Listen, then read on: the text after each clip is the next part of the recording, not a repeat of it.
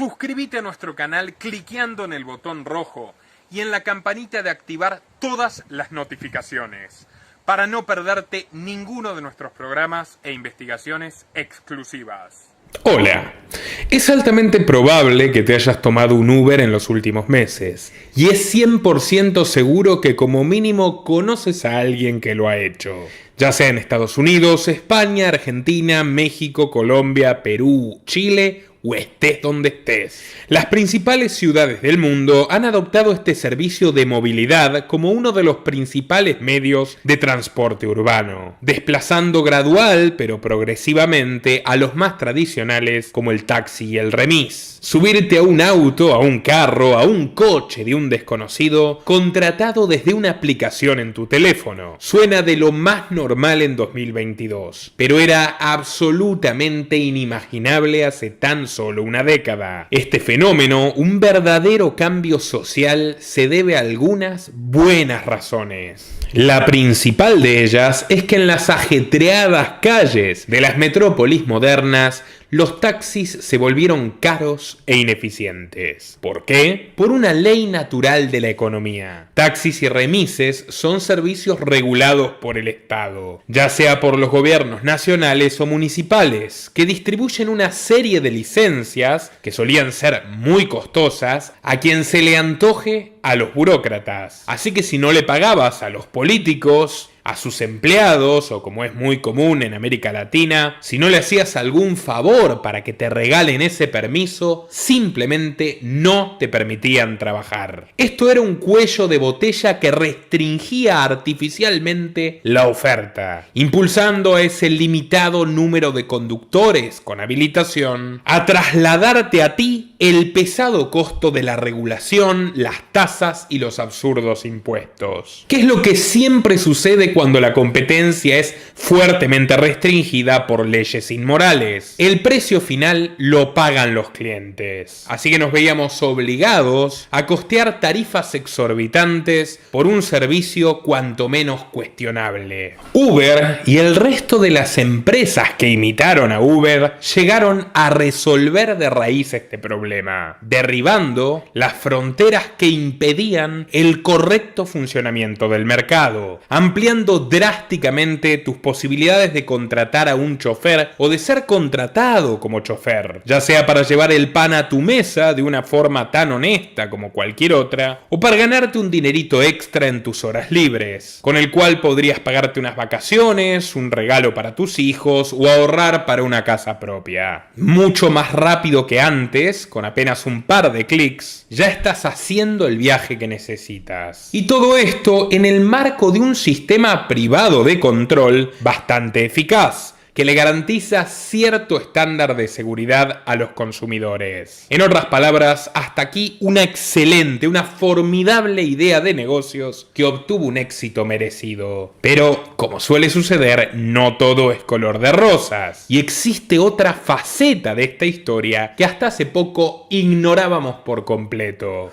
Una trama secreta, muy pero muy oscura, que involucra corrupción, puerta giratoria de políticos nefastos que seguramente conoces, sobornos, feminismo elitista, vigilancia masiva y un perturbador seguimiento de tus movimientos. Sí, los tuyos. Más la colaboración infaltable de Bill Gates, Elon Musk e inclusive la pérdida de vidas inocentes. No te hablaremos, como hacen los izquierdistas subnormales que no han trabajado en su vida, de la uberización y la supuesta precariedad laboral de los socios de Uber, que personalmente refutan la teoría de que son explotados cada día que emprenden libremente su trabajo con esta plataforma y otras más, puesto que les genera mayores beneficios que cualquier otro empleo al que podrían aspirar.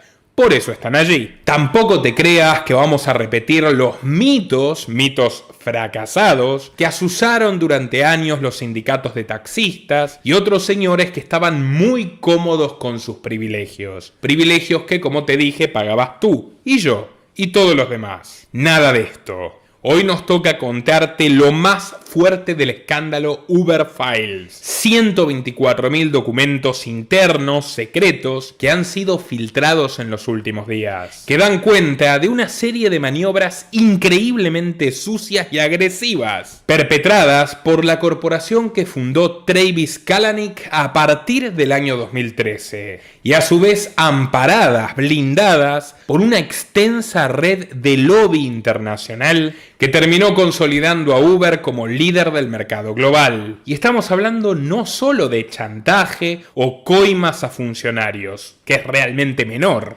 sino de afrentas feroces contra los derechos de sus clientes y de sus competidores, y hasta de la entrega premeditada de los choferes de Uber como carne de cañón a taxistas furiosos que querían hacerles lo peor. Bajo la literal orden del CEO, su violencia garantiza nuestro éxito. En el camino hacia la gloria, las bases operativas de Uber se convirtieron en las nuevas embajadas de los Estados Unidos, o mejor dicho, del Estado profundo norteamericano y concretamente del Partido Demócrata.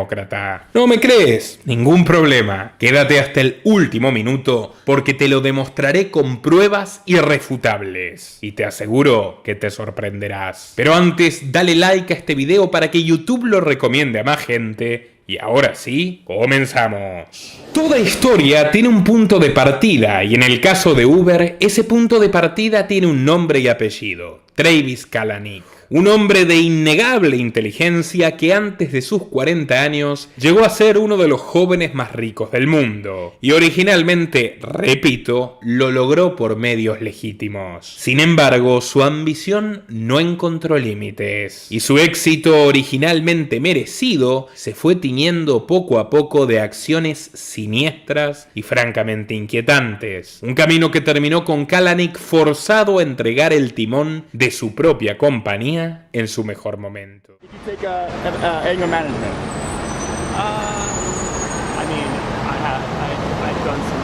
Travis Kalanick nació el 6 de agosto de 1976 en Northridge, Los Ángeles. Su madre, Bonnie Horowitz, era publicista del periódico de izquierda Los Angeles Daily News, mientras que su padre, Donald Kalanick, era un destacado ingeniero civil. Perteneciente a un típico entorno de clase media alta californiana, Kalanick era un adolescente ingenioso y contestatario, competitivo y emprendedor. No se adecuaba ni a la corrección política que vivía su primer apogeo en la era Clinton y que profesaba abiertamente su madre, que era miembro prominente de un círculo de izquierda sionista en la ciudad, ni tampoco a la disciplina germánica de su padre, un convencido católico conservador descendiente de eslovacos y austríacos. Esto no significa que Travis no tuviera sus metas claras. A los 16 años ganó más de $10.000 en pocas semanas vendiendo cuchillos de la marca Cutco de puerta a puerta de su vecindario, batiendo un récord regional que le valió una distinción con honores de la marca en cuestión. A los 18 años, Travis creó su propia empresa de preparación de exámenes, llamada New Way Academy, y con la ingeniosa premisa de venderle trabajos escolares y una formación entretenida a sus compañeros y sus respectivos hermanos, la firma creció hasta tener que alquilar su propia oficina, y Travis contrató al padre de su mejor amigo, un profesor desempleado, para que lo ayude con la faena. Tras graduarse de la secundaria Granada Hills High School, se pagó sus propios estudios en la carrera de Ingeniería Informática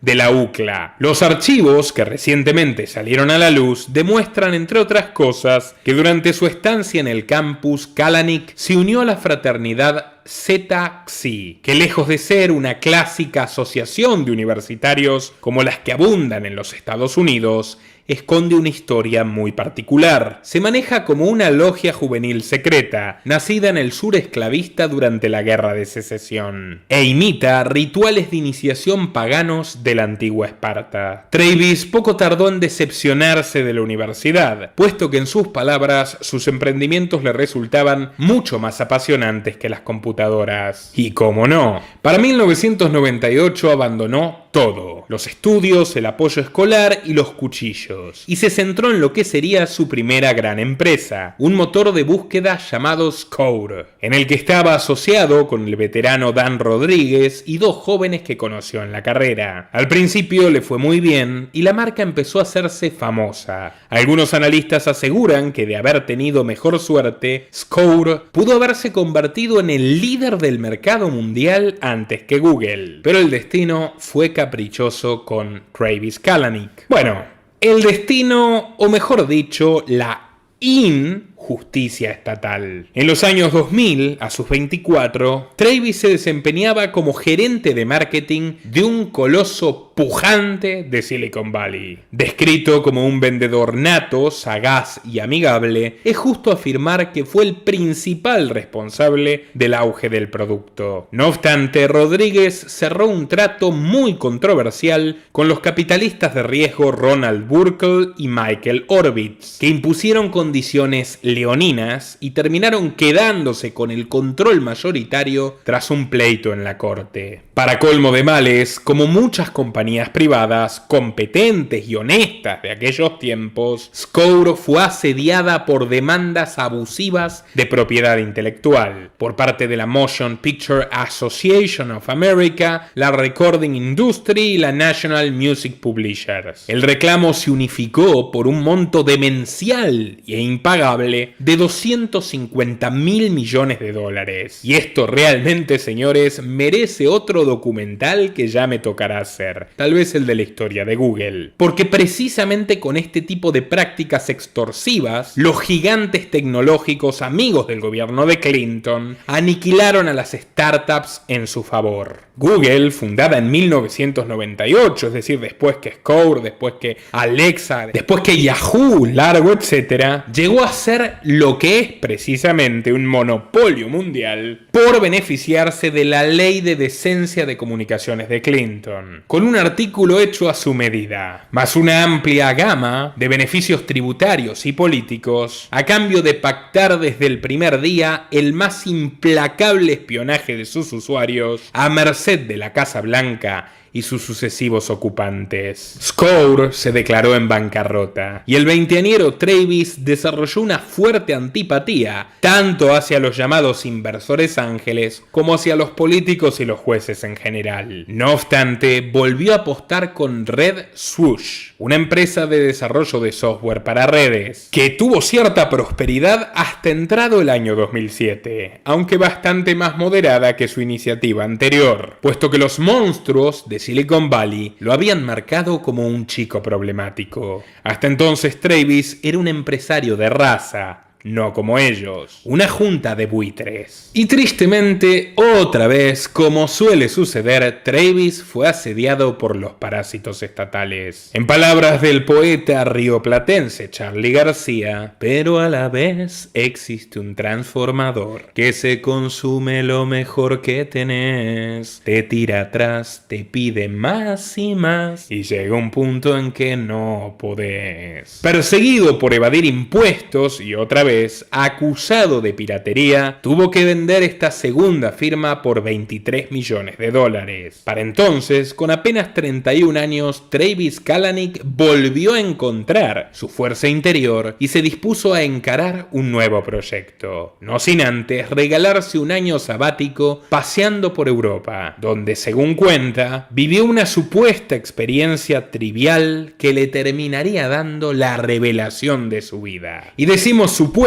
porque el ingeniero californiano de nombre Garrett Camp tuvo la misma exacta revelación que Travis, solo que 2 años antes. En 2009, apenas regresar del viejo continente, Kalanick asistió a una conferencia de Camp en Los Ángeles. El expositor se mostraba enojado por haber gastado $800 en un taxi para viajar en una noche fría de Año Nuevo, y entonces se proponía crear un servicio de transporte privado totalmente diferente. Visiblemente molesto, Kalanick lo abordó a Garrett a la salida de la conferencia. Se jactó de tener millones de dólares para invertir en el proyecto y en un tono sarcástico que dejaba traslucir cierto resentimiento, acusó a Camp de robarle la idea. El último año nuevo estuve en París con mi socio. Nevaba, hacía un frío de muerte. La bruma no dejaba ver ni las esquinas y no podíamos encontrar un taxi. En ese momento quisimos apretar un botón y que un auto salvador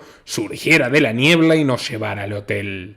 Le aseguro, querido Garrett, que usted me robó la idea. De todas formas, Garrett llevaba más de 2 años contando esta historia en foros de inversores y Travis no. Lo que suscitaría una rivalidad persistente hasta el día de hoy. ¿Quién fue el padre de la criatura? Pero en rigor, señores, a mí no me importa. Llegado el caso, no sería la primera vez que 2 personas lleguen por separado a la misma conclusión. Una de las tantas razones por la cual la propiedad intelectual hace agua por los 4 costados, a diferencia de la auténtica propiedad privada. Pero más allá de todas estas asperezas, ambos hombres sellaron una alianza y planearon salir al mercado bajo el nombre de UberCab. La aplicación fue lanzada oficialmente en junio de 2010 en la ciudad de San Francisco. Y si bien no era la idea original, Kalanick dejó de lado su rol de mero financista para asumir un papel protagónico, el de CEO de la incipiente compañía, que fue forjando poco a poco a su imagen y semejanza. Las cosas no empezaron tan bien. En sus orígenes, Uber era una app que permitía pedir autos premium en algunas áreas de San Francisco. Había apenas 30 conductores asociados. Esto hacía que el servicio se volviera muy exclusivo, muy costoso, impagable para las personas comunes. Y aunque generaron suficientes ingresos para mantenerse a flote, costó mucho popularizar la marca en el imaginario colectivo. Aunque la perseverancia de Travis dio sus frutos y en 2011 empezó a despegar. Se cambió el nombre simplemente a Uber. El precio de los viajes pudo moderarse y pasó a brindar un servicio apenas más costoso que el taxi común, pero mucho más rápido y eficiente. Uber se consolidó como una opción conocida y viable para viajar en toda la bahía de San Francisco, y varios diarios y revistas de otras ciudades la reseñaron positivamente. Esto atrajo el interés de los inversores, que no gozaban de la mayor simpatía del CEO, pero eran indispensables para prosperar. Uber cerró su primera ronda de capital con un desembolso de 1.25 millones de First Round Capital y Sean Fanning, otro guerrero digital perseguido por el gobierno que había fundado Napster. ¿Recuerdan Napster? Déjenlo en los comentarios. Luego Travis consiguió otros 32 millones de dólares de Menlo Ventures, Jeff Bezos de Amazon y Goldman Sachs, y pudo cerrar el año con un valor de 60 millones, ampliando sus servicios a urbes de la talla de Nueva York y París. En julio de 2012 presentaron el revolucionario servicio UberX, la aplicación que todos conocemos, terminando la racha de descenso de los precios que le ganó en todo sentido a los taxis del mundo, puesto que permitían a cualquier persona que lo desee conducir para la compañía con su propio auto. Eso sí, cumpliendo con requisitos sensatos, como un historial intachable al volante, un vehículo en buenas condiciones y ningún antecedente criminal. Créanme, esto es bastante más de lo que ofrecen muchos taxistas. Desde entonces experimentaron un crecimiento vertiginoso. En 2013 desembarcaron en China, en la India y en algunas ciudades de África, logrando así una presencia en 35 ciudades alrededor del mundo. Mordiéndose la lengua, Travis aceptó 258 millones de dólares por parte de Google Ventures, los viejos enemigos de Scour, 600 millones del grupo chino Baidu y 500 millones del japonés Toyota. Para finales del 2013, la cartera de Uber valía 3.760 millones de dólares. Y ustedes dirán, entonces, Moraz, ¿cuál es tu maldito problema con este hombre? Parece un gran tipo. Y sí, coincido. Parece. Ahora es donde comienza lo turbio. Y créanme, muy turbio. Tras una carrera rapsódica, signada aparentemente por el mérito, se oculta una colección de secretos inconfesables. Los primeros 2 años y medio en la empresa transcurrieron en paz, al menos la paz que puede esperarse de una buena receta en ebullición. Pero llegó un punto de inflexión, en el cual el camino recto de Travis Kalanick se torció para siempre. El cofundador de Uber, su socio siempre tirante, Garrett Camp, nos proporciona en sus correos algunas pistas sobre lo que sucedió. Travis era, subrayo en tiempo pasado, era un hombre que vivía según sus propias reglas. Como dice mi querido amigo Ricardo Iorio, él era él. Un distinto. No obstante, Camp es otro rico progre canadiense de la élite. Siempre lo fue y siempre lo será. Varios alcaldes, entre ellos el billonario izquierdista Michael Bloomberg de Nueva York, se dispusieron a aniquilar a esta compañía que no se sometía a su vocación totalitaria de dominar el transporte urbano, que si lo piensan por un momento, es considerado un servicio estratégico precisamente porque es un área crucial de la vida de las personas y de su privacidad. Esto cobrará sentido más adelante. Durante las primeras semanas, Kalanick se mostró reticente a ceder en la pulseada e intentó reunir un equipo de abogados de excelencia. Pero según varias entrevistas, Garrett admite haberlo convencido de hacerle caso al viejo refrán: si no puedes contra ellos, únete. Claro que no lo cuenta así, sino como una persuasión sensata para que Kalanick se amolde a las normas en lugar de transgredirlas. Los Uber Files demuestran de manera contundente que Uber no solo se convirtió en lo que debía combatir, sino que hizo de la putrefacción una estrategia central de crecimiento corporativo. Sin embargo, lo cierto es que Kalanick tardó en rendirse, pese a que sus propios amigos describen que su manera de pensar y de relacionarse con ellos fue cambiando gradualmente. Víctima de cierta paranoia razonable, su primer plan defensivo fue titulado por él mismo La pirámide de mierda. Cita literal. Procedió a difundir el proyecto entre todos y cada uno de los ejecutivos, planificando minuciosamente el ciclo de acontecimientos que debían repetirse en todos los países donde Uber quería asentarse. Y nobleza obliga, debo decirlo, la primera etapa me parece impecable, magnífica, una manera digna de encarar los obstáculos que plantea esa organización delictiva autodenominada Estado, que se arroga el monopolio de la violencia en determinado territorio para someter a la población a sus caprichos, que son caprichos de personas de carne y hueso, los políticos, mayormente movilizados por las ganas de enriquecerse con el fruto del trabajo ajeno. ¿Cuál es el bendito problema ético de que yo me tome un Uber sin que intermedie el gobierno? ¡Ninguno! El problema es que el gobierno no puede robarme a mí ni al chofer. O sea, es su problema, no nuestro. Entonces, la máxima fundadora de la pirámide de Travis, la base, consistía en que los empleados graben a fuego la siguiente premisa: es mejor pedir perdón que pedir permiso. Es decir, primero se lanzaba Uber a la calle y solo después, cuando era muy difícil prohibir su actividad, dado el uso masivo y voluntario del pueblo, lucharían por su legalización. Desde la base hasta la cima, la pirámide de mierda que Travis escribía en las pizarras rezaba: demandas de conductores de taxis, investigaciones regulatorias, procesos administrativos y litigación directa. La perversión llegó con el dispositivo de acción que Uber preparó para dar la batalla. Un ejército de artillería pesada que devino en el laberinto sin salida donde nuestro protagonista terminó perdiendo su alma. Me refiero a una enorme maquinaria de relaciones públicas, de lobby, de cabildeo, que contaría con un presupuesto global de $90 millones al año según los documentos filtrados. Esta clase de caníbales, los lobistas, que representan la peor calaña del sistema estatista, no tardaron en devorarse a sus creadores. Pero tiempo al tiempo. Todo comenzó en una gala del selecto club de misántropos, de filántropos billonarios, conocido como The Giving Pledge. una iniciativa apadrinada por Bill Gates y Warren Buffett que aspira a que sus miembros donen buena parte de sus fortunas. Eso en los papeles. En los hechos, que donen sus propias fortunas a sus propias fundaciones. Es decir, que se donen a sí mismos, con el objeto de expandir el mejor negocio de la posmodernidad, la ingeniería social. Como un resabio del emprendedor noble que supo ser, Kalanick se negaba insistentemente a asistir, afirmando algo así como: esos viejos carcamanes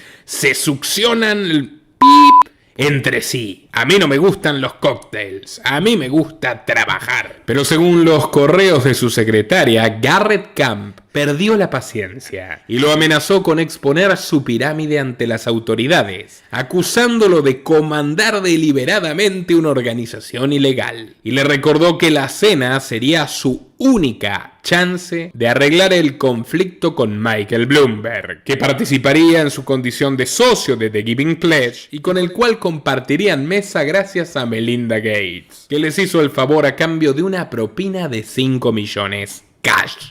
Efectivo, a la vieja usanza, porque todo suma. Travis no estaba acostumbrado a este tipo de encuentros. Rodeado de lujo extremo, cristalería grabada en oro, preciosos muchachos y muchachas vestidos finamente, sirviéndole caviar, música clásica en su justo volumen y un ambiente perfecto para entablar una conversación sorprendentemente amena, desde la cual su pensamiento mutó sin vuelta atrás. Bloomberg, el canalla que quería destruir Uber, no lucía como el villano que realmente es, sino como un interlocutor encantador, que lejos de hacerse desear, le sacó conversación al treintañero de inmediato. Yo también estudié ingeniería eléctrica, y luego me enamoré de las finanzas. Supe ser un soñador como tú, hijo. Te entiendo perfectamente. Crees que puedes llevarte el mundo por delante, pero es mejor que te des cuenta de que todo será más fácil aceptando al mundo tal cual es. Si eres suficientemente listo, con el mínimo esfuerzo tendrás mucho más de lo que esperabas. Mírate dónde estás. No te pedimos nada más que sumarte a la ola. Hazme caso, puedes transformarte en uno de los dueños del mundo. Bloomberg discretamente procedió a señalar personas con su servilleta. Ese que ves allí es David Rockefeller. Tú sabes quiénes son los Rockefeller, ¿verdad? ¿Cuántos empresarios aplastaron en su camino? ¿10.000? ¿100.000? Nadie los conoce, nadie los recuerda. Sin embargo, llevamos 2 siglos hablando de los Rockefeller y tus nietos seguirán hablando de sus bisnietos con temor y devoción. La política me enseñó que es mejor ser temido que ser amado. Ahora te mostraré un par que me tienen miedo y por eso me obedecen. Ese que ves allí es Timothy Geithner. Sí, el secretario del Tesoro. Se supone que ese hombre maneja la economía de nuestra nación. Bueno, nosotros lo manejamos a él. Sus padres trabajaban en la Fundación Ford, ya sabes, esos hippies locos que viajaban por el sudeste asiático en los 70s. Pero nunca le faltó dinero en la cartera. Luego su madre regó los bonsáis de mi oficina. Lo mandé a estudiar chino cuando Rockefeller lo puso de moda. Lo metí en la Universidad Johns Hopkins, donde yo mismo estudié, y se lo presenté a ese otro caballero que ves allí, en primera fila.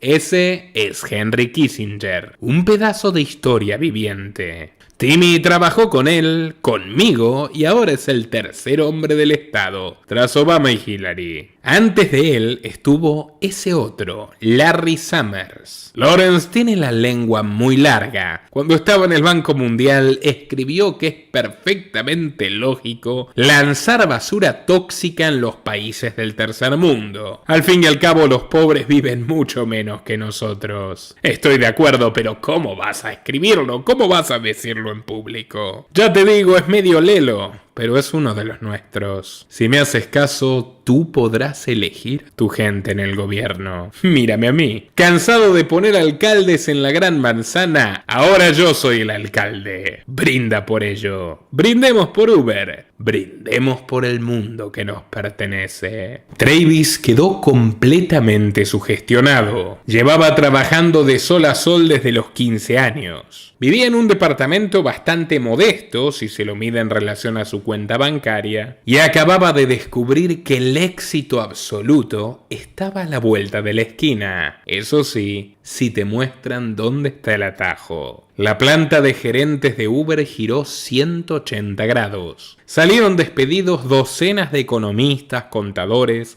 abogados y publicistas. Ingresaron 30 exfuncionarios de Clinton, Bush y el propio Obama. Resuelta la disputa neoyorquina, un año más tarde, Travis concretó su mayor adquisición. David Plouffe, un alfil de Obama de larga data, amigo íntimo del presidente y responsable de su llegada a la Casa Blanca, ni más ni menos. Plouffe fue el controvertido jefe de campaña en las presidenciales del 2008, de la cual, por cierto, también salió la esposa de Ted Sarandos, y el ascenso estelar de Netflix, convertido desde entonces en el aparato de propaganda y lavado del cerebro favorito de Washington, D.C. Hace poco lancé este documental al respecto y ya es viral, así que muy recomendado si no lo has visto aún. Pero volviendo al tema que hoy nos ocupa, Plouffe tenía una destacada trayectoria en el trato con los políticos de la potencia número 1, pero también en el resto del planeta. En los años 2000 fundó junto a 3 socios la consultora política AKPD Message and Media, distinguida por sus clientes de la izquierda americana. Los 4 socios, contratados por Ted Kennedy, se encargaron de vencer al imponente aparato de los Clinton para colocar a un desconocido senador de Illinois en la cima del poder, aunque Obama poco tardaría en transformarse en mayordomo.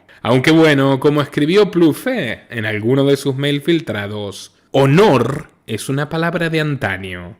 A mí me gusta ganar. Plouffe selló la alianza definitiva entre Uber y Obama, en tanto que su socio favorito, David Axelrod, se desempeñaba ni más ni menos que como consejero superior de la presidencia. Axelrod, catalogado por la revista The Economist de los Rothschilds como un especialista en venderle candidatos afroamericanos a votantes blancos. Un sujeto que desciende directamente de Pavel Borisovich Axelrod, dirigente marxista de la Revolución Rusa.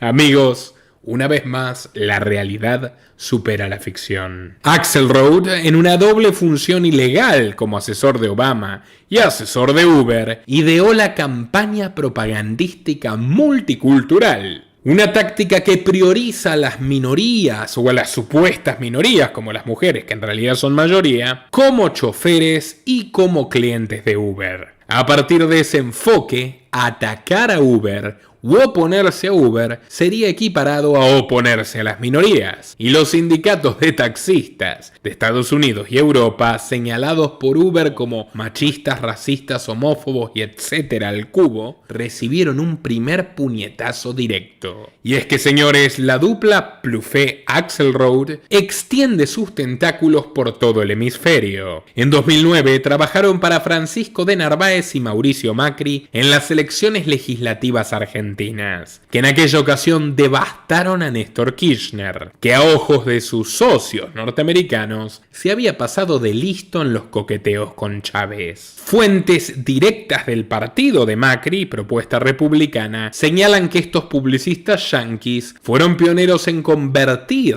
a ese programa de centro derecha, mano dura y responsabilidad fiscal en la monstruosidad socialdemócrata que terminó gobernando Argentina en 2015 y que gobierna la ciudad de Buenos Aires hasta el día de hoy. En 2010, Plouffe asistió a Yulia Timoshenko, una de las principales opositoras al régimen pro-Kremlin del asesino Yanukovych que asolaba Ucrania. Pero señores, Timoshenko no es ninguna santa. Plouffe la recicló desde una serie de escándalos por corrupción que incluían sobornos filmados a la imagen que actualmente tiene de una heroína democrática y mártir de la libertad. Por si faltara algo, Plouffe fue el ideólogo en la sombra de la campaña de la ceja. Españoles, ¿se acuerdan de la campaña de la ceja? La que llevó al nefasto Zapatero a su segunda legislatura e involucró a artistas de renombre como Joaquín Sabina. Nunca te lo perdonaré, maldito gringo cabrón. Como vemos, el currículum de Plouffe lucía prometedor y lo enlazaron con el mejor salario jamás pagado a un publicista. $200 millones anuales que lo convirtieron en la mano derecha de Kalanick, con el cargo oficial de vicepresidente senior de política y estrategia de Uber. Las malas lenguas sugieren que la mitad de ese dinero lo terminó recibiendo Axelrod, el principal hombre de Obama en asuntos diplomáticos, un campo mayormente minado por gente de los Clinton, los verdaderos patrones. Travis, tan entusiasmado en su vuelco copernicano que hasta asustaba a Camp, decidió contratar como mano derecha de su mano derecha a Jim Messina, quien se había desempeñado como manager de la campaña de reelección de Obama en 2012, así como cerebro de los equipos de James Cameron y Theresa May en Inglaterra, de Mariano Rajoy en España, porque estos muchachos pasan de los calvos a las 3 pelucas, y de Matteo Renzi en Italia. Estos 3 países europeos fueron los primeros en legalizar Uber, al tiempo que sin ninguna razón válida le cerraron las puertas, o al menos se las trabaron por mucho tiempo, a Lyft, Via, Didi, Snap y Bolt, entre muchas otras aplicaciones de la competencia. La nueva cima de la pirámide de mierda era la verdadera mierda de todo esto: monopolizar al mercado. Los archivos muestran a estos dos paladines yendo de un país a otro en los años siguientes, desde España hasta Dubái, y también viajando al interior de los Estados Unidos a bordo de un Ford Mustang. Puesto que Plouffe es un tipo especial, él no usa Uber. Es un confeso fanático de las series de narcos y bromea a menudo con la frase de Pablo Escobar: plata o plomo. Siempre que se topaba con burócratas reacios, Plouffe pasaba rápidamente de la cortesía a la lógica pasivo-agresiva, y si el dilema persistía, a la agresión pura. Prueba de ello es que en 2018 la Junta Ética de Chicago le impuso una multa de $90.000 por haber ejercido presión ilegal y amenazas graves sobre el alcalde Rahm Emanuel, un demócrata que fue ni más ni menos jefe de gabinete de Obama y después lo echaron. La más divertida de todas estas presiones, bueno, Emanuel es vegano.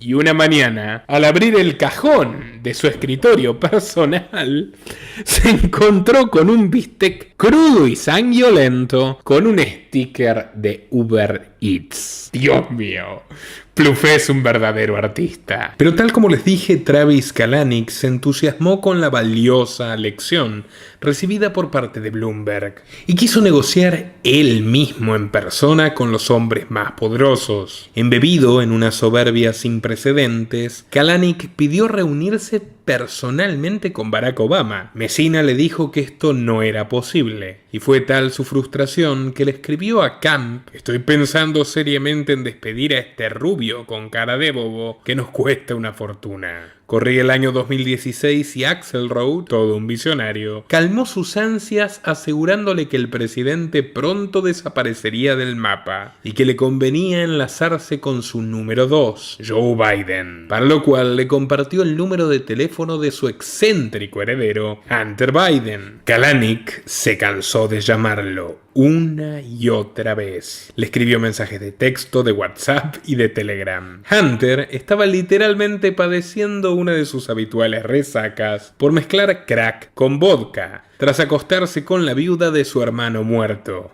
Hallie, con quien comenzó un amorío 24 horas después del entierro. Créanme, señores, la historia de este muchacho es más fascinante aún que esta, así que aquí otro documental súper recomendado que estará al final de este para que puedan verlo. recién lanzado, la fascinante historia del hijo de Biden. Garantizo que vale la pena, no se lo pierdan. Travis no se dio por vencido. Iracundo escribió personalmente una solicitud para unirse como miembro estratégico del Foro Económico Mundial, y tras un breve y conciso "Hi Klaus, join me right now", adjuntó la transferencia de $500.000 y se dispuso a perseguir personalmente a Joe Biden, entonces vicepresidente de Estados Unidos, por los pasillos del mítico hotel Schatzalp en Suiza. Al encontrarlo en el palier, Kalanick cuenta haberlo tomado del brazo y espetarle: "Señor Vice, de vicepresidente, tu hijo está entregado al Vice de vicio. Déjame negociar directamente contigo". Fiel a su costumbre ancestral, el viejo Joe no podía rechazar una oferta de este tipo. Larger contributors, and the only reason, see, I went to the big guys for the money. I was ready to prostitute myself, Los mensajes filtrados revelan que Biden llegó tarde al restaurante, aquel hotel de 5 estrellas, y Kalanick se puso impaciente. Era tal la confianza en sí mismo de este sujeto de por entonces 39 años que mientras el político se demoraba, le escribió el siguiente mensaje a uno de sus asistentes: "Le dije a su gente que le hiciera saber que cada minuto tarde será un minuto menos que tendrá conmigo". Literalmente, señores, constan los Uberfiles. Kalanick subió a su habitación y le exigió a Biden buscarlo al llegar. Una vez que ingresó a la suite, Kalanick lo bombardeó con un discurso convincente y aceitado. Asegura haberle dicho, entre otras cosas: "Yo sé que tu padre, el padre de Biden, vendía coches usados. Eres un irlandés comerciante. Lo llevas en la sangre como yo. Debes darte cuenta que Uber es el futuro. Somos el futuro. Te llevaremos montando en un Uber a la presidencia". Y en cierta medida, así fue. Comisión mediante, Biden quedó tan impresionado que aquella misma tarde celebró abiertamente el avance global de la empresa en una de las conferencias de Davos, dándoles publicidad de la buena, explícita, obscena. Thousands of new people. I met with the CEO today of one of those companies saying he's going to add 2 million new jobs this year, allowing them freedom to work as many hours as they would. En su rápida espiral de megalomanía, Travis demostró no solo no tener escrúpulos, sino llegar a una perversión realmente propia de un psicópata. Solo una semana después de la reunión con Biden, los taxistas franceses realizaban violentas protestas en las calles de París. Kalanick ordenó a sus ejecutivos que animen a los conductores de Uber a organizar una contramarcha, llamando a la desobediencia civil masiva. Y hasta aquí, bien. El problema es que esa misma mañana había recibido un reporte firmado por su hombre de confianza en el gobierno socialista de François Hollande, el ministro de Economía a sueldo de Uber, un tal Emmanuel Macron. ¿Le suena de algo? Macron le hizo llegar a Kalanick que los conductores estarían expuestos a peligrosos ataques de matones de extrema derecha, cita literal, que estaban infiltrados entre los taxistas y dispuestos a lincharlos. Kalanick ordenó seguir adelante a pesar de todo. "Vale la pena", dijo. "La violencia garantiza el éxito. Hay que resistir a estos tipos, demostrar que son unos brutos, unos monos salvajes, y nosotros, la civilización. Y si un par de conductores tienen que morir, ¿qué más da? Mártires de su causa, de la causa de Kalanick". Claro, a estas alturas la pirámide de Kalanick le hace honor a su nombre, ¿no creen? Algo similar pasó en España, donde Uber aterrizó en abril de 2014 con apoyo explícito del presidente conservador, Rajoy, y del todavía líder de la oposición, Alfredo Pérez Rubalcaba, el antiguo número 2 de Zapatero. Pese al aval político total, sucedieron importantes huelgas de taxistas, cuyo punto álgido se alcanzó en el otoño, en la ciudad de Barcelona. Los conductores de Uber fueron perseguidos, a menudo obligados a bajar de los coches y en el peor de los casos golpeados duramente. La empresa, lejos de plantearse cómo proteger a su gente, dio la orden de utilizar la violencia como marketing. Es indispensable obtener buenas fotos de las palizas en Barcelona. Escribía el 23 de octubre el director de políticas públicas de Uber, Mark McGann, en un correo electrónico dirigido a sus lobistas europeos. Cuando el juez Sánchez Magrolas de Madrid sacó una medida cautelar prohibiendo la actividad de la compañía, McGann contrató una firma de espionaje, una de las pseudoempresas españolas que espió a Julian Assange en Londres para hacer una campaña en contra del magistrado. Quería buscar sus fuentes de financiamiento paralelo, sus conexiones políticas y cualquier, cito, información relevante del tipo peyorativo. Rajoy presionó al juez personalmente tras una reunión con Jim Messina, que al final de cuentas no era tan inútil. Retomando el capítulo francés, el ministro y futuro presidente Emmanuel Macron, un niño mimado de los Rothschilds, fue definido en palabras de Trevis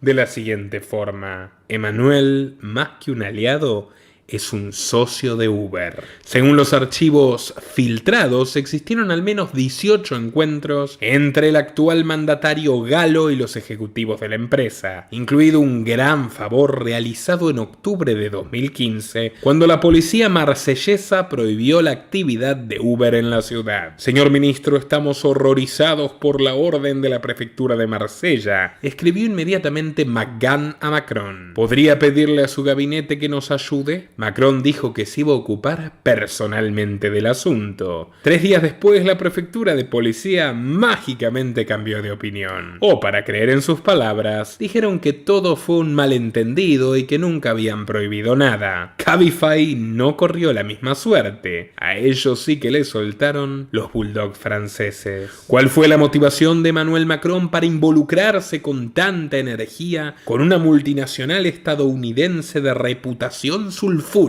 Se preguntaba en aquel entonces el periódico Le Monde. Los negocios de Macron con Le Monde, un diario que intentó comprar para sus clientes a través de una millonaria estafa, volcaron la respuesta retórica hacia el plano de una fascinación mutua con Kalanick. Como vemos, para resolver sus problemas legales, a Uber le bastaba con levantar el teléfono, por si incluso la presión lobista fallaba y si en alguna ciudad determinada eran asediados por redadas policiales, el plan B ya estaba en marcha. El código interno lo llamaba el kill switch, o botón de pánico. Un lunes por la tarde de noviembre de 2015, la oficina de Uber en París, ubicada en un opulento edificio vidriado en Ile-de-France, se llevó la ingrata sorpresa de que unos inspectores franceses tocaron el timbre. Favor de cortar el acceso ahora, escribió Zach de Kievit, el gerente, en un correo electrónico. Inmediatamente se activó el botón de pánico y la conexión entre las computadoras locales y los servidores de la compañía quedaron automáticamente bloqueadas. Y ningún oficial podría acceder nunca más a los documentos sensibles de la empresa. Mientras Uber se expandía por el mundo, se sabe que utilizó el interruptor de emergencia en Francia, Canadá, Países Bajos, Bélgica, India, Hungría, Rumania y Hong Kong.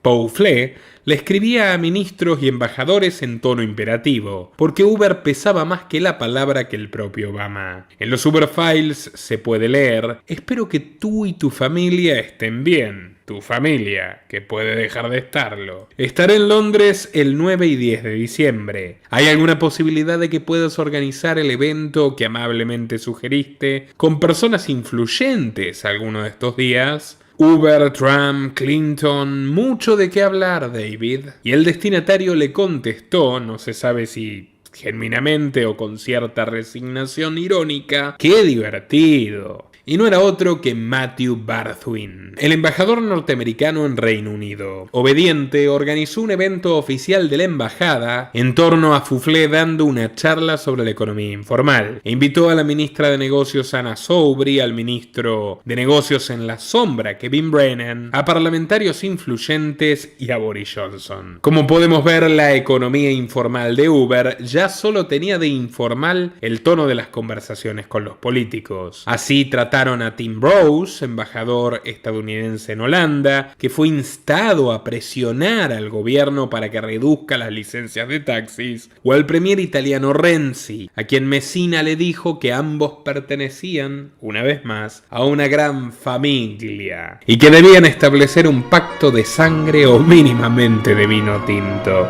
Para entonces, Travis Kalanick ocupaba la 4ª posición del ranking de empresarios menores de 40 años más ricos de Estados Unidos, el 64 en la clasificación Gente Poderosa y el 48 en la de los más ricos en tecnología del 2017. Sin embargo, el imperio de Kalanick estaba construido en una pirámide de excrementos y siempre había que estar alerta para mantenerse en la cumbre y no desmoronarse. En 2016, los reguladores europeos estrecharon un duro cerco sobre Apple, Amazon y Google, acusando a las Big Tech estadounidenses de competencia desleal y abuso de acuerdos fiscales ventajosos. Los ejecutivos de Uber entraron en pánico porque podían ser los siguientes, y vaya que tenían motivos. La empresa había ahorrado millones en impuestos, canalizando los beneficios a Bermudas y otras jurisdicciones de baja o nula presión fiscal, lo que está muy bien, pero adivinen qué. Y ahora viene lo malo. Para sobrevivir al escrutinio de la Unión Europea, Uber ideó una osada estrategia para desviar su atención: colaborar con las autoridades globalistas de la zona Schengen para recaudar mayores impuestos a sus conductores,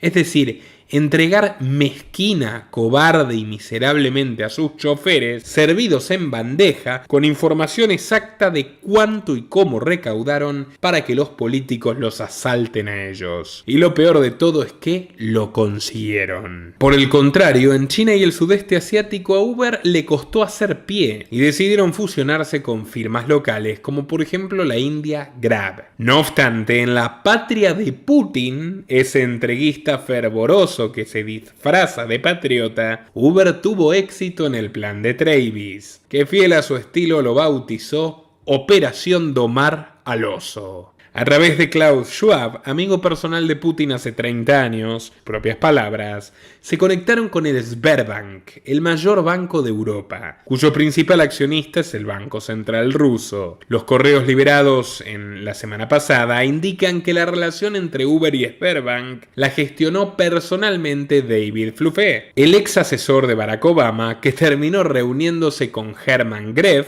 directivo del Sberbank, durante un viaje a Moscú en 2015. Uber también llegó a pagar unos $300.000 a un diputado de Rusia Unida, el partido de Putin en la Duma, por su trabajo de relaciones públicas. Y en aquella instancia Microsoft, otra corporación norteamericana que nunca se anotició de la supuesta Guerra Fría, sumó a Uber a un programa de colaboración conjunta para entregar información privada de los choferes y sus clientes a la inteligencia rusa. Aunque esta vez el mercado terminó imponiéndose a la mafia. Los rusos corrieron el rumor cierto, de que Uber espía para el gobierno, y entonces dejaron de usarlo hasta que las pérdidas fueron tales que obligaron a esta empresa a fusionarse con la firma local Yandex. Sin lugar a dudas, corrieron mejor suerte en América Latina, especialmente en Argentina. La idea de desembarcar en el Cono Sur se definió con el triunfo electoral de Cambiemos. De acuerdo a sus mails, los ejecutivos interceptaron a Macri, un viejo amigo de Fuflé, en el Foro Económico Mundial y trataron de convencerlo de que se reúna con Kalanick. Lo lograron, pero la tardanza de Biden forzó a que este encuentro se posponga. Lejos de amilanarse, Uber apretó el acelerador enviando a su lobista Karl Meacha para convencer a funcionarios nacionales y porteños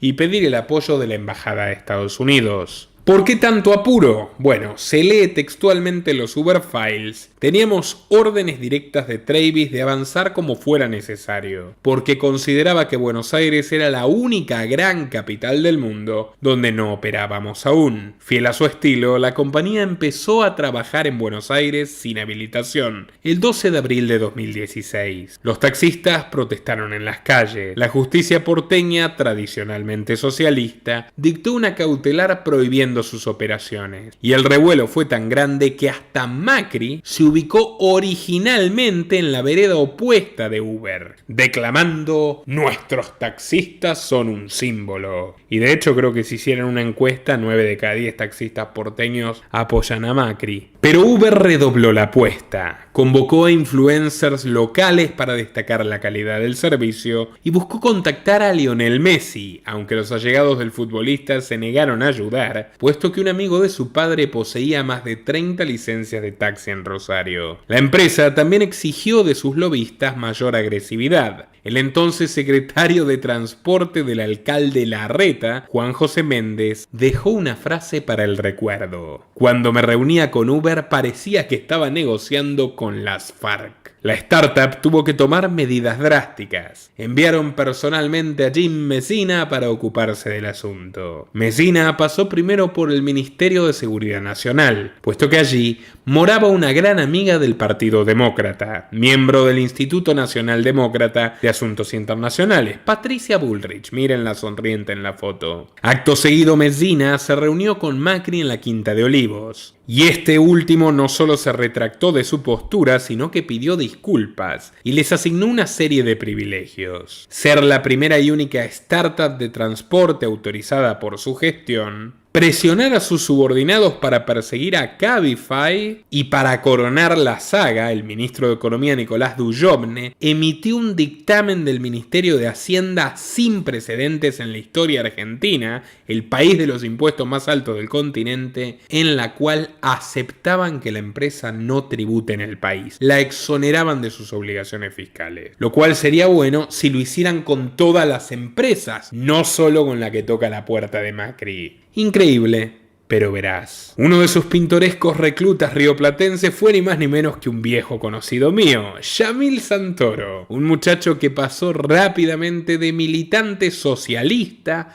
al primer partido liberal libertario, donde coincidimos, y de ahí sin escalas al peronismo de Rodríguez Sá, tras visitar Venezuela de la mano de Carlos Maslatón, y luego estuvo con Bullrich, y luego con Larreta, y luego con Uber. Y de todo este intenso derrotero para su sueño presidencial, su highlight, su único instante de fama fue esta ingeniosa foto. En fin, la única constante política en la vida de Yamil han sido los euros que la Fundación Friedrich Naumann le roba a los contribuyentes alemanes para inyectarlos en sus colonias tercermundistas. Me sorprende que Uber haya tenido éxito pese a contratar a Yamil. Mufa. En fin, sin embargo, el éxito local fue mínimo si se lo compara con el retroceso generalizado de Uber que comenzó en 2017. Según cifras oficiales del balance de la compañía, perdieron 2.200 millones de dólares, porque ni todo el lobby del mundo puede frenar a la sagrada ley de la oferta y la demanda, que vale más que cualquier vulgar decreto o un ejército de leguleyos. Y para colmo de males, empezaron a conocerse escándalos que alcanzaban a su controvertido CEO. En febrero de aquel año se publicó una grabación donde Travis Kalanick, usando un Uber, discutía con el conductor.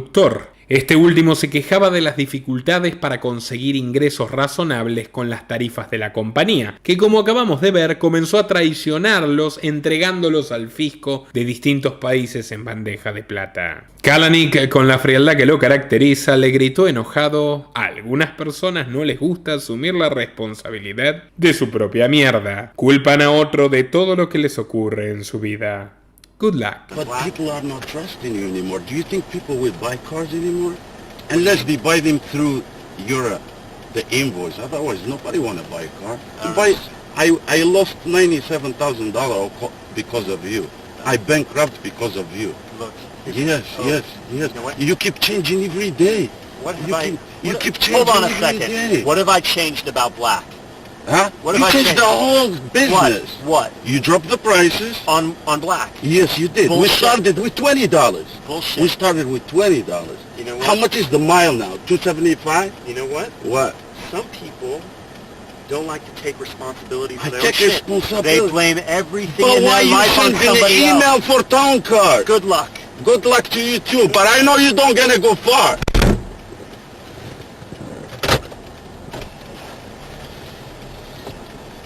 Cuando el video se viralizó, Travis prometió acudir a un profesional para mejorar sus dotes de liderazgo, aunque eso no se vio reflejado en la realidad, puesto que 3 meses más tarde Uber tuvo que pagar millones de dólares como indemnización a sus conductores neoyorquinos después de que Travis admita haberles pagado menos durante 2 años, al hacer un descuento en las tarifas mucho más alto del precio real de los viajes. Al cliente le cobraban 10 y a ellos les decían que cobraban 7.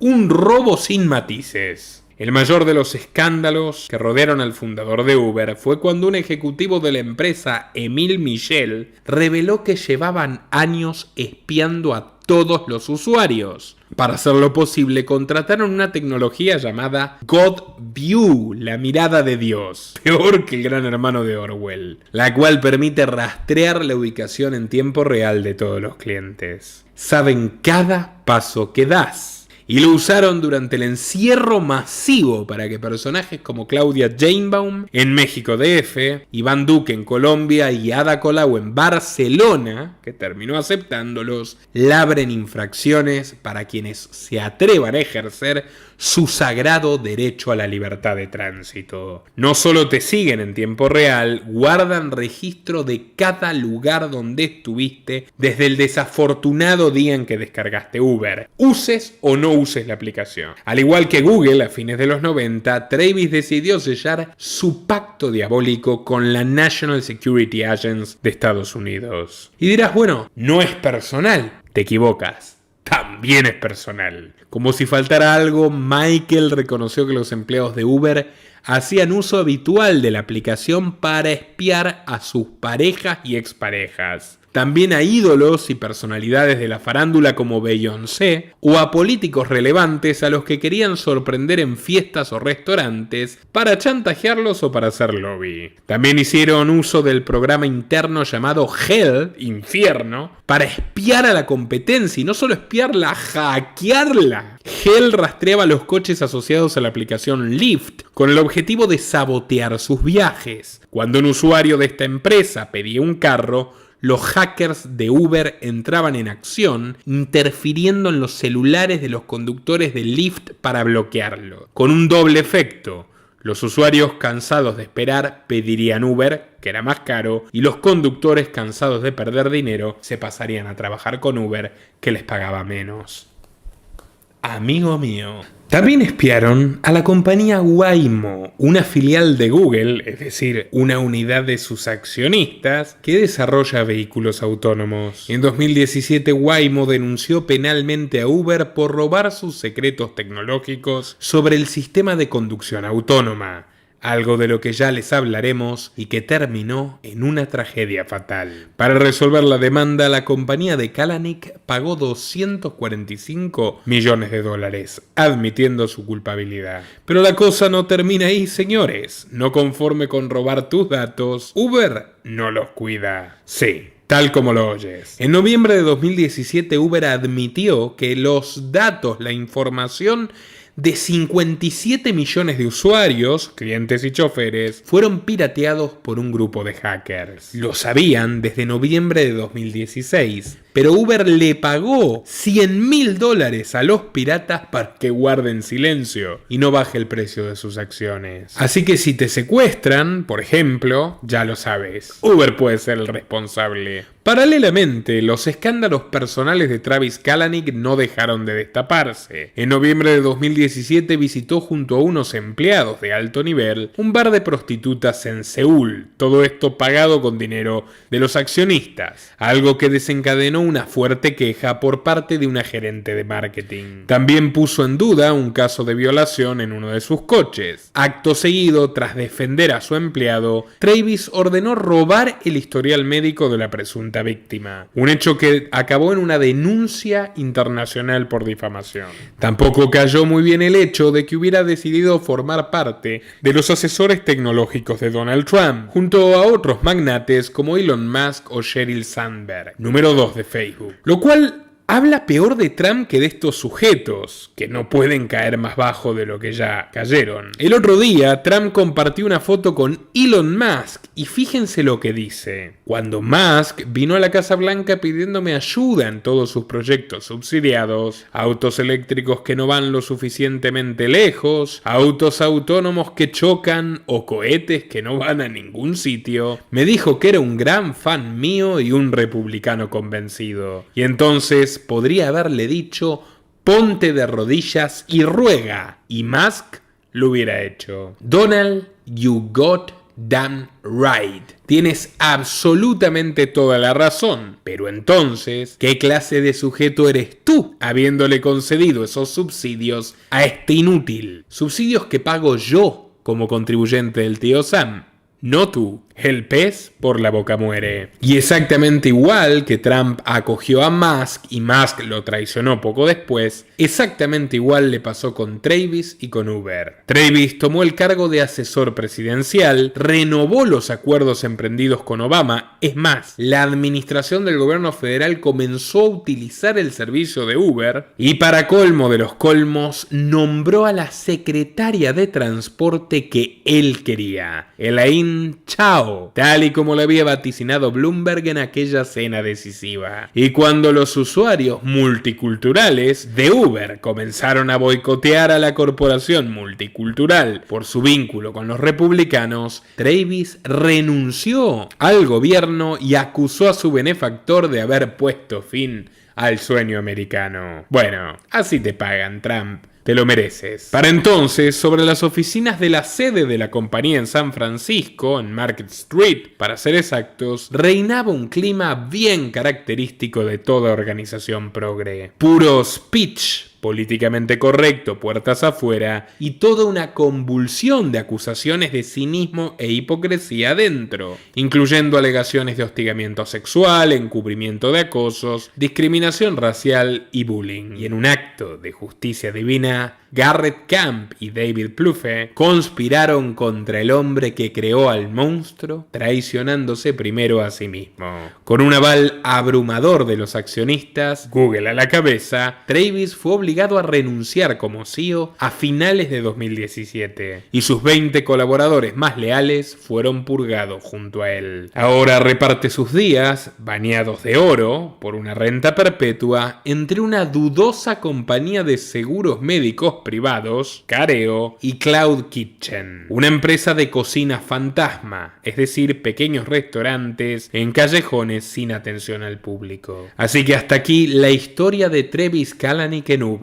No está de más decir que el hombre supo reinventarse. Pero volviendo a Uber, el Partido Demócrata tomó el control oficial de la compañía y el nuevo CEO lo sorprenderá. Dana Khosrowshahi, un empresario iraní, que había ganado su fama como CEO de la compañía de viajes Expedia Group, pero cuyo principal atributo es pertenecer a una rica familia persa que dona a los demócratas desde Jimmy Carter, desde que escaparon de Irán tras la revolución de Khomeini en 1979. Khosrowshahi en persona lideró el podio de donantes individuales de las campañas de John Kerry, de Barack Obama, de Hillary Clinton y de Biden. Es más, fue uno de los gestores del Hillary Victory Fund de 2016, donde Victory se lo tuvieron que guardar ya ¿saben dónde? Se lo señala además de haber elegido a la candidata a senadora demócrata de Washington, que fue electa, Patty Murray, y de manejar con sus hilos el Comité Nacional Demócrata. Para pasarse a Uber fue tentado con un sueldo de $200 millones, la misma cifra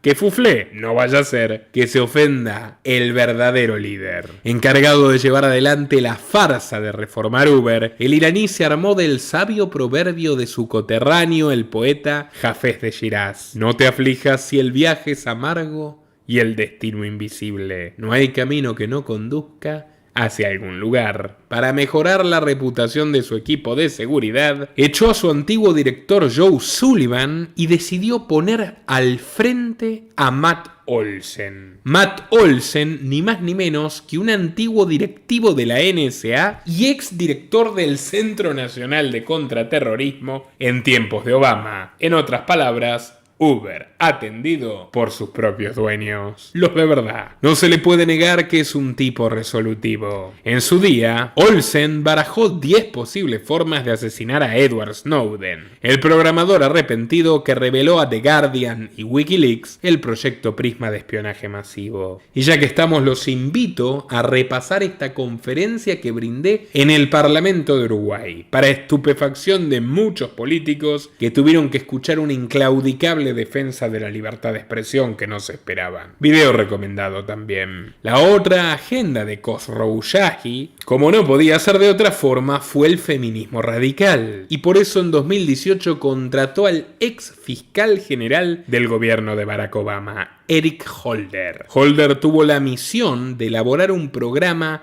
para erradicar el sexismo y la discriminación en la empresa. Hay que recordar que 2018 fue el año del Me Too. Mujeres de todo Silicon Valley compartían historias, mayormente falsas, sobre el patriarcado en la industria tecnológica, dejando sin empleo a varios varones que les caían mal. Varones que no serían indemnizados aunque no hubiera ninguna evidencia en su contra. Razón por la cual Uber usó y abusó de esta nueva inquisición, de esta quema de brujas, para quitarse costos de encima y acomodar las cuentas. En 2019, Holder presentó su informe definitivo, que concluyó exigiéndole a la empresa que inaugure un puesto de director de diversidad e inclusión, el cual pasaría a depender directamente del CEO. ¿Le suena conocido? Sí, es el mismo cargo que aquel mismo año, como si todo esto hubiera sido decidido por las mismas personas, en Netflix, para llevar adelante la dictadura woke en la contratación de personal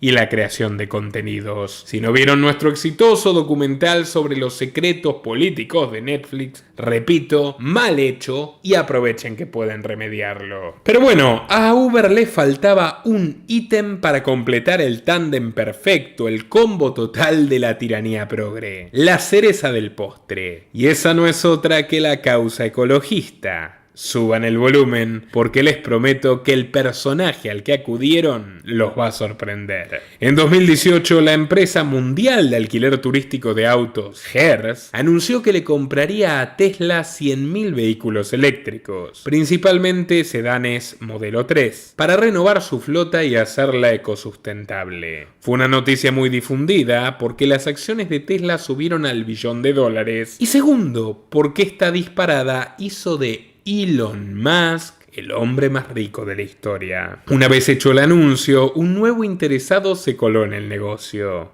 Uber. La empresa de San Francisco le propuso a Hertz lanzar un mega acuerdo, en concreto un programa de arrendamiento semanal, donde la mitad de esos 100.000 coches eléctricos sean utilizados por conductores de Uber, y así pasar gradualmente a convertirse en una compañía de cero emisiones de carbono, idílica para el cumplimiento de la Agenda 2030. Para 2023, el gigante de viajes compartidos pondrá en circulación otros 50.000 Teslas en todos los Estados Unidos, siendo la iniciativa de vehículos eléctricos más grande hasta la fecha para cualquier servicio de viajes del mundo. Y una cosa más, están especialmente interesados en deshacerse de los choferes.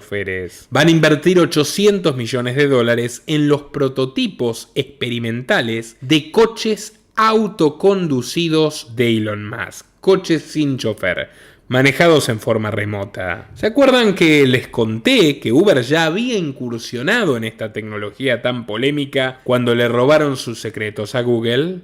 Bueno, se ve que leyeron mal los manuales robados, porque uno de los coches de prueba atropelló y mató a una mujer inocente en Arizona. El nombre de la víctima era Elaine Herzberg, y el siniestro fue el primer accidente fatal de un vehículo autónomo en la historia. Para colmo de desgracias, en noviembre de 2019 el CEO Khosrowshahi se burló del asunto, fíjense, peor que Travis. En una entrevista con Axios en HBO, comparó el asesinato de Jamal Khashoggi, un periodista saudí descuartizado por la monarquía árabe, con la muerte de Elaine Herzberg a manos de Uber. A ambos los calificó de errores que pueden ser perdonados. Vale aclarar que el gobierno saudí es inversor de Uber y tiene representación en su consejo administrativo. No conforme con ello, Dana Khosrowshahi y Garrett Camps dieron el salto definitivo para colgarse del techo de la élite global. Ya tenemos al Partido Demócrata, ya tenemos a la National Security Agency, ya tenemos a Elon Musk, así que para completar el álbum faltaba una figurita, el último invitado a la fiesta. Bill Gates, en su nueva versión Eco Femi Woke, Assassin's Creed recargada. Además de invertir desde Microsoft $100 millones en forma directa, le ha vendido una parte importante de su repertorio de mapas, Bing Maps, la vieja versión de Google Earth de Windows. Gates la retiró del mercado internacional, pero sigue funcionando para dos socios. 1. El dictador de Rusia. Y 2. En el ámbito, entre comillas, privado, muchas comillas, Uber. Esto tras convencerse del excelente trabajo que hicieron denunciando a los transgresores del encierro masivo. Así que cuéntame, después de todo esto que acabo de contarte, ¿seguirás usando Uber? Puedes dejarlo en tus comentarios. Y dale like al video si no lo hiciste ya. Compártelo en todas tus redes para que la verdad se sepa. Y un momento, no te olvides de visitar nuestro documental sobre Hunter Biden, que si este te ha gustado, te gustará el doble. Y si estás en Paraguay, no te olvides de inscribirte para la próxima conferencia que brindaré en Asunción, en apenas una semana, el jueves 28 de julio. Hay cupos limitados, así que no pierdas el tiempo.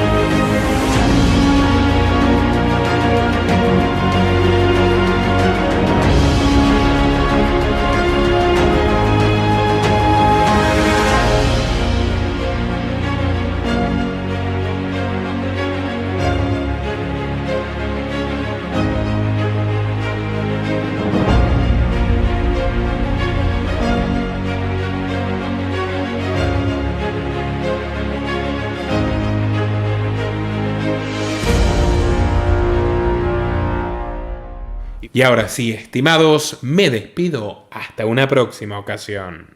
Nuestro trabajo depende de tu apoyo.